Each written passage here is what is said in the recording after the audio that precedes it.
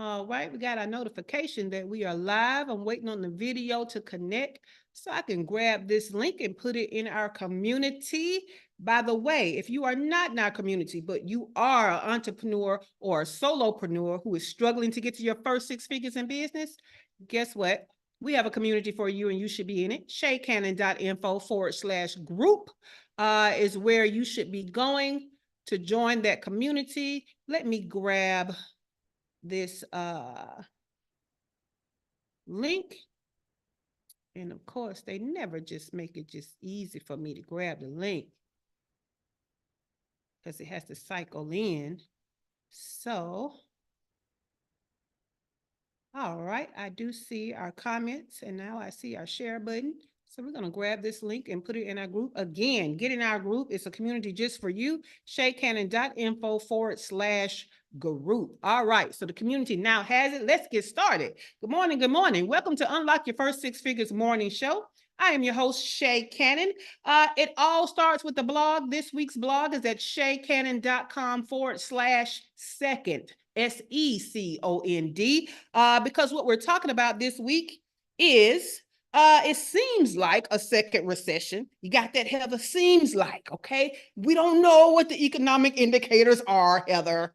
Miss News journalist, y'all just understand that, okay? So it seems like a second recession. So what now for small business owners like you, me, everybody here, right? Entrepreneur, solopreneur, what should we be doing right now that everybody seems to not be doing as we indicated, right? So what we thought was going to happen is at the top of the year, we knew that people were coming out of the so-called recession. We knew that they were holding their money tight, but if they were still paying you at that time, they were going to sustain it, right? They just weren't going to go to a growth phase and pay more, or if they weren't paying you yet, they weren't going to start paying you, right?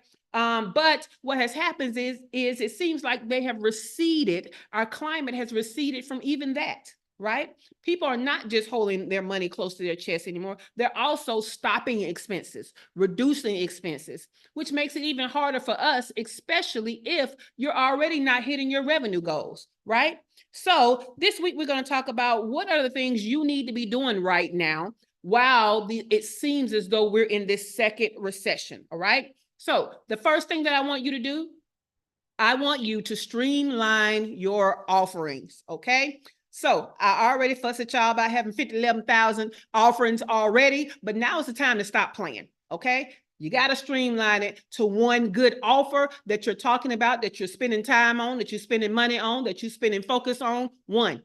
And that one offer should serve one avatar, okay? So no, it can't be done for you and done with you and do it yourself, because those are 3 different avatars, right? Guess what? The person that wants you to do it for them, they don't have time to do it themselves, or they don't want to do it themselves. So they're not the same client as a person that wants to do it themselves. Pick one.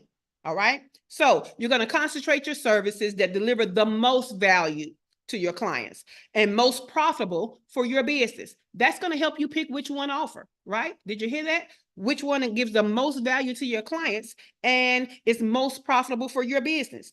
You're going to eliminate or put on hold offerings that are resource intensive, okay, and yet yield a low return or low client interest. Some of y'all love your offering so much that you're the only one that love it. Okay, I'm sorry. I'm gonna stop stepping on toes. But what I'm saying is maybe the clients that you want to buy aren't even interested in it. That's a whole reason why you should not be picking that offer to put out there, okay? You can't make people take an offer. And if you're out here convincing, it's not what they want, okay? So think about that. All right, so you're going to achieve this. To achieve this, you have to first make sure that you are focused on only a single avatar. We talked about that. The avatar is what guides what service you offer, how you communicate it, and where you market it, okay? So the goal, these are your goals with streamlining your offer. I'm giving you 3 goals. We want to narrow the business focus to one, strengthen the offer, right? We want one strong offer, okay? And we want to take all those little offers out the way to strengthen the one strong offer. Number 2, we want to bring clarity to our brand identity. We want to be known for this one offer that solves one problem, okay, with one solution. We want to be known for that because people can remember the 111, right? They can't remember those 5011 things you're trying to do. All right. And last but not least, we want to better allocate our resources. This is last but not least, truly, because in times when we don't have a lot of revenue coming in, and sometimes we're dipping into our savings or we're dipping more into the dream funder than the business is taking care of itself, we definitely need to watch how we're allocating our resources. And let me tell you how when you're trying to please more than one person, okay, when you're trying to do more than one offer, that is segmenting, okay, and stagnating your resources. So I want you to think about, let's say, a river, okay? If a river is allowed to go straight, okay, it can go hard, it can go fast, okay? It's going to get to the end of that thing quicker. But if the river has to split off into 3 different places, right, it slows it down because now it would have went all in one place. It's now being divided into 3. That current is not as strong, right? And it's going to take longer to reach the end. That's your resources. When you're trying to have 3 or more offers and put them all forward facing, that's not the best use of your resources, okay? So think about it like that. Now, y'all know I always give you strategies. I give you the how-to, so I have 5 strategies for how to streamline your business, okay? Number 1, you're gonna conduct some client research, right? Number 2, you're gonna evaluate your current offerings based on that research, okay? Number 3, you're gonna refine your service offering based on the evaluation. Number 4, you're going to develop specialized solutions for their specialized problems, okay? Last but not least, number 5, you're going to communicate clearly what that specialized solution is and tell them that you understand that specialized problem, all right? So I want to know from those of you in studio, what is going to be the hardest thing about you streamlining your offer, or maybe even streamlining your avatar? What is going to be the hardest thing for you to do that? So let's go to Dr. LaFera. Good morning, Dr. LaFera. What is going to be the hardest thing about streamlining your offer and or streamlining your avatar? And we're going to give you a moment, Dr. LaFera. All right, moment over. We're going to go to Kimberly. Oh, there you go. Come on now. Good morning. Hey, Shay. Well, hey, we got open airways now, baby. We live on YouTube. Get off this unmute. Come on here. Oh, okay. I think the hardest thing about me, I guess streamlining my offer is that so right now I'm doing speaking and everything, podcasting and getting people to get into my funnel that way. And so I've been doing speaking like pretty much every weekend since I've been in the hospital. And so I meet women who want to work with me, but like my course really is the way that I want them to work with me. But they trying to talk to me. They trying to talk to me about like some more one-on-one. So like right now I'm thinking about doing more. Well, I have always been thinking about doing like challenges. That way so they can get to know me first through the challenges, which is like a really low cost, like because like to do like VIP or whatever and get like the most out of it, it's gonna be like I'm trying to keep it less than $50. So that's how I'm trying to like streamline people working with me to get in and do stuff like balance their hormones and all that good stuff, lose weight. Because I got them coming at me for like both those things, and I'm like, okay, fine. So challenge is what I'm thinking about after like they meet me out while I'm talking, because now they trust me and they like me and they coming to me.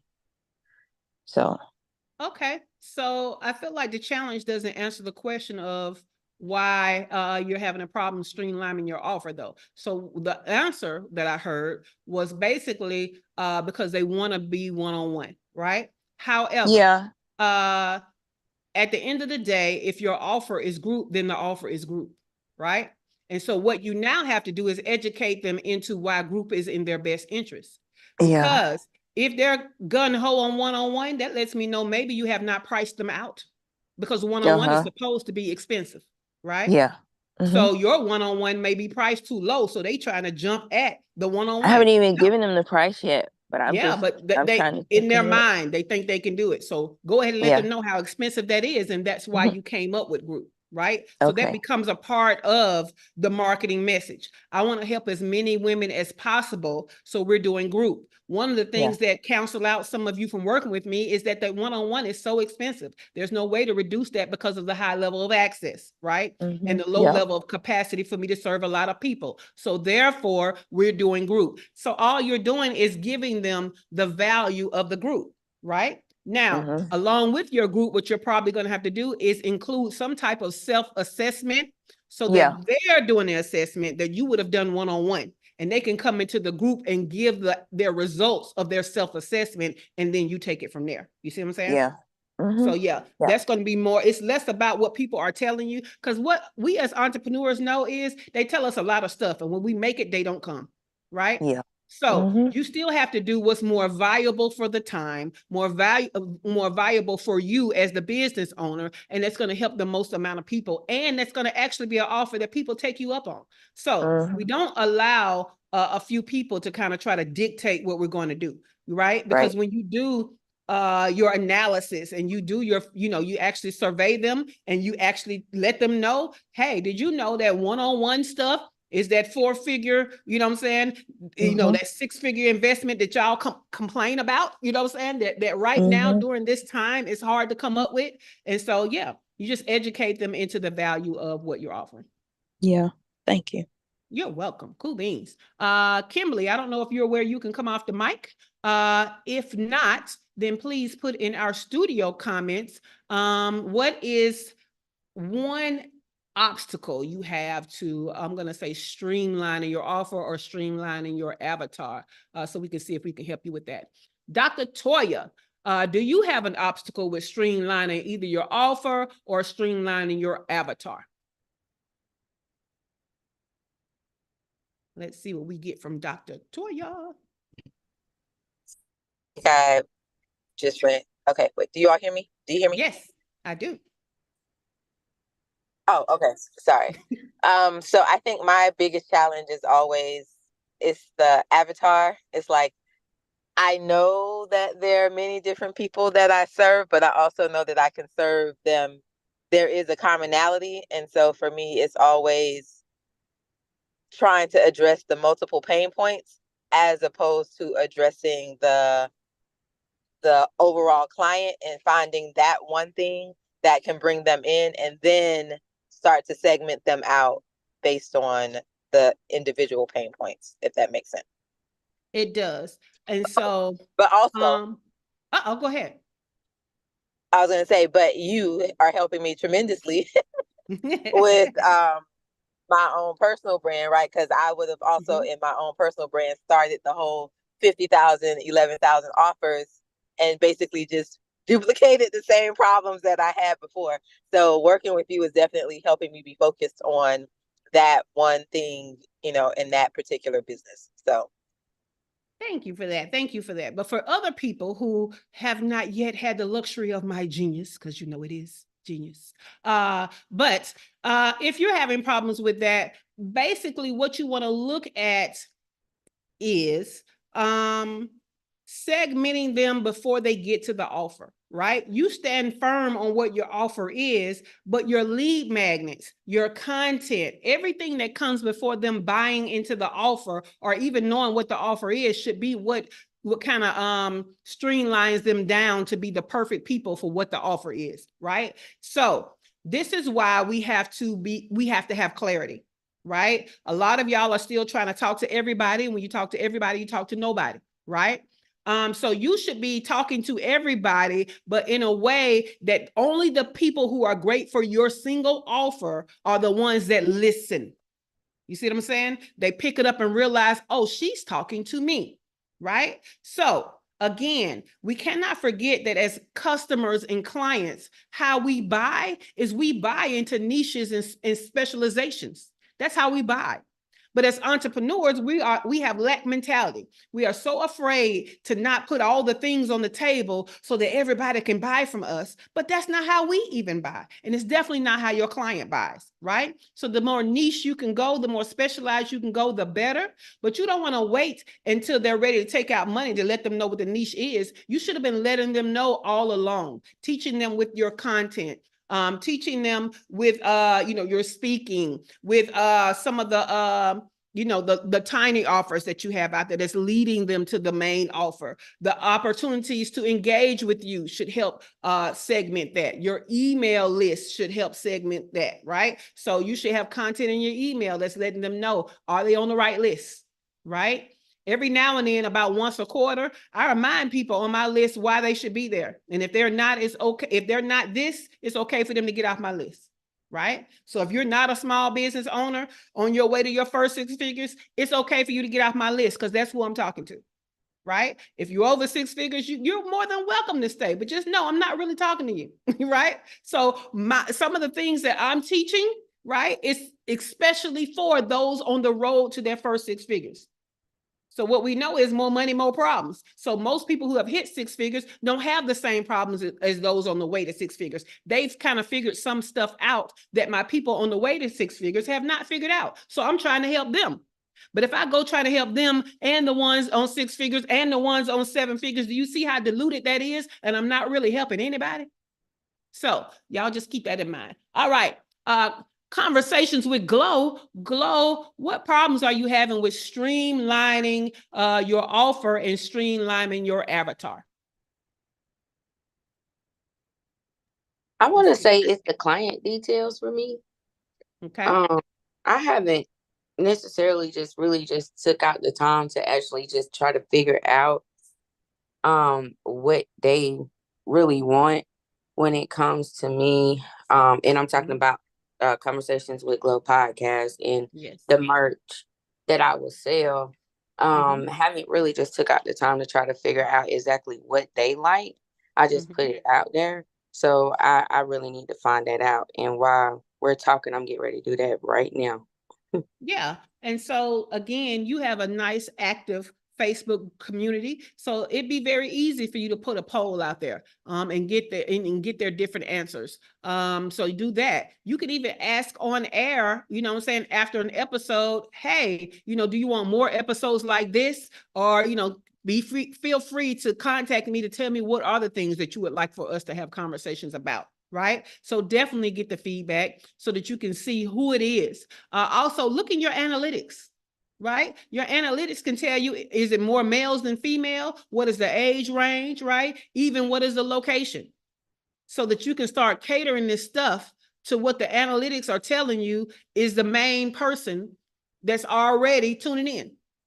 So yeah, check your analytics, do some, get some feedback. Okay. And don't feel free to ask why you're on air or a part of your recording. Be sure to make it a part of, we want to have conversations that you want to have. So let us know that this conversation worked for you. Do you want us to go deeper on this topic? Are there other topics that you want to talk about? So yeah, do that. All right, Heather, when it comes to streamlining your offer and or your avatar, what obstacles are you having? I think my offer is very streamlined thanks to spending time with you last fall. So I don't really feel like that's a problem. And I also think that I have pretty much zeroed in on who I'm targeting. Like, I feel like those two are very good because like Dr. Latoya, who's working with you, I also had that opportunity. And so that cleared a lot of things up for me. I think where like is if you're looking at the action steps that you outlined, conduct client research. If it honestly feels like maybe developing specialized solutions might be the challenge, because like there's editing, there's the writing program. I'm back into ghostwriting again because there's new methodology to make it a little less labor intensive. But I think, I don't know, maybe I think it's the develop specialized solutions that's seems to me to stick out the most as what would be is a challenge. So when you niche down to a single avatar, right? And you start looking at their pain points and you start looking at their desired transformation, that's where you get clues of what the specialized solutions need to be, right? So for example, one of the specialized pain points that your people have is most of them are busy. They feel like they don't have time to write a book. So your specialized solution should make it not as time consuming. Right. You see what I'm saying? So that's just one of the ways that you do it. Look at what are their pain points. What are the obstacles to them doing what you need them to do to be ready for a book, or what is keeping them from taking you up on the offer, right? So let me tell you how most often, no matter what our offer is, it's going to be time, it's going to be money, right? Some of it is going to be seeing the value, because people have money. They just don't want to spend it with you because they don't see the value. So have you shown the value, right? So sometimes it could be around those kind of thinking in those areas. Yeah. How can I save them time with how I deliver my offer, right? How can I save them money? Okay. How can I add more value? Those are the things that can help you to kind of specialize that solution. And that goes for everybody. Yeah. When you speak to their specific pain points that are different from other people, that helps them to self-identify. But then when you actually deliver it in a way that helps them in particular, that helps them to value it. So yeah. Cool beans. All righty. So let's go back into some more points of why it's important to streamline your offer, okay? Number one, it increases focus, okay? By narrowing down your offer to just the best one, especially for this economic client, your business can concentrate its resources and efforts, okay? This sharper focus allows for improved quality, better customer service, and a more refined marketing message that resonates more strongly with your target audience, okay? Enhanced efficiency. Streamlining helps you take out some of the redundancy of what you do, some of the complexity of what you do. Because sometimes when you have different offers, there are parts of things that you have to do over and over again because it's a different offer or it's for a different type of person, okay? So what we want to do is we want to save money as we serve too, right? So we want to enhance efficiency. We want to improve profitability. So when you concentrate on the most profitable offer, you optimize your potential for revenue, right? So focus on that one thing that's a good fit that can make you some good money. A clearer brand identity, a streamlined set of offers, right, can strengthen your brand identity. Some of y'all are not well known because you're trying to be known for too many things, right? That's why it's hard for you to give an elevator pitch that don't go on, and you're explaining yourself and this, but I also do this and I do, you know? So you have a clearer brand identity when you have one offer that you're focused on for one particular avatar. We already talked about better allocation of services, but how about this? The more simple your business model is, the easier it is to scale. Did you even think about that? A streamlined operation is generally easier to scale. Expansion becomes more manageable when you have fewer but more effective offers, right? This is a part of what Kimberly is doing right now in her product-based business. She is over there reducing the amount of products so that she can easily scale, right? It's harder to have a whole bunch of 5 products than it is to just have a whole bunch of 1 product, right? So we can scale very easily with one offer and 1 product. Greater adaptability. In fast-changing markets and hard economic times, your business can quickly adapt to have a significant advantage. All you're doing is streamlining your offering, and what that's going to do is make your business more agile. It's going to enable you to make quicker adjustments in response to the market changes or the economic climate, to the customer preferences, right? All of that can easily, because you only have one thing to concentrate on adapting for still the one avatar, okay? So it's easier. You're going to also reduce risk, okay? When you have diversified offerings, sometimes what happens is you spread everything too thin, okay? You spread everything too thin. Increasing operational risk and financial exposure. Again, when you have multiple offerings that you have to support with your resources, either one of them could not work. All of them could not work because you're not giving attention to any one of them enough. You're not giving allocation of resources to any one of them enough, right? So again, if we look at spinning plates in the air, right? All of them may be spinning, but you can only pay attention to one at a time, If you had one plate in the air, how much better could it spin and how longer could it spin without risk? Because when you have multiple plates in the air, there's a risk of one of them falling and crashing and breaking, right? What if you don't get over there in time? Okay. One of them is wobbling, so you spent a little too much time over here. Now this one over there done failed. You lower the risk when you have streamlined offerings, okay? Let's see. Does anybody have any questions? Because I have some additional actionable strategies for you if you don't have any questions. Y'all know how I like to add in more value as much as possible. Let's check over here on Facebook. Shawana said good morning to everybody. Good morning, Shawana. So I didn't hear, okay, there you go. Dr. LaFera, what's your question? So you mentioned me doing like a group offer for my course, but okay, so I guess like when I do like I was gonna do it like when I do the meetings, the weekly meetings on the course, I was gonna do like, it was gonna be group anyway. It wasn't gonna be one-on-one, like, because that's separate from working with me on one-on-one. I didn't want to lead people immediately to that, as a way to work with me. And so my question is, I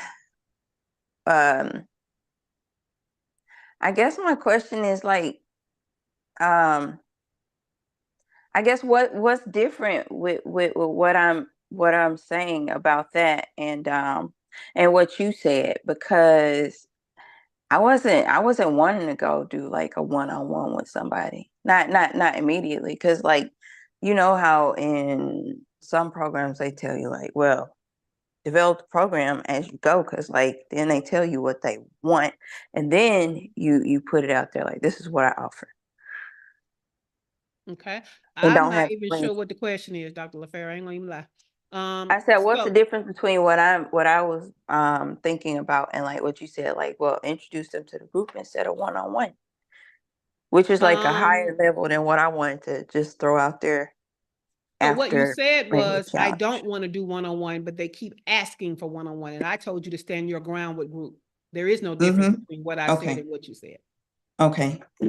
Yeah. Now when it was there another question in there? It kind of felt like there was another question in there. No. It was really that. And you just answered it. Okay. Cool beans. Yeah. So no, I was telling you to stand your ground for group, and then I was giving you the reasons why and how to convey to them the value of group over the one-on-one that they're asking for. So yeah. Did anybody else have any questions? Because we're talking about streamlining your offer, which includes streamlining your avatar, because we are getting our businesses ready for this quote unquote second recession or whatever this is, where it's getting harder and harder to increase your revenue and hit your revenue goals. So a few more strategies, right? Leverage technology for efficiency, right? Don't forget that that's something that you could be doing. A lot of us are solopreneurs. We don't have a team. So you get tech before you get team, right? So make sure that you're leveraging tech that saves you time, that saves you money, that's getting things done, so that you're not having to manually do things. So don't forget to look at that. Regular competitor analysis, right? Sometimes that's what can help. Like what Heather said, how is she going to stand out, right? How am I going to give some specialized solutions? Sometimes your solution includes something that your competitors does not, but you don't know that if you don't know what your competitors offer, right? So every now and then we need to definitely be doing that. Foster a culture of innovation. Don't be afraid to try new stuff, okay? Don't be afraid to add new things to the offer that's different than what everybody else is doing, that's different than anybody else has ever done. You know what I'm saying? So don't be a stranger to innovation, because sometimes that very innovation is going to be what makes people sign up for what you have to offer over if you hadn't taken the chance to put that innovation out there, right? AI is out there. Don't be afraid to use some of these AI tools to help your clients more, okay? To help them get the benefit and more value out of what you're doing, right? As you guys know, when I have workshops now, I'm either going to create a specialized custom GPT for that workshop, or I'm going to give you some prompts to use, right?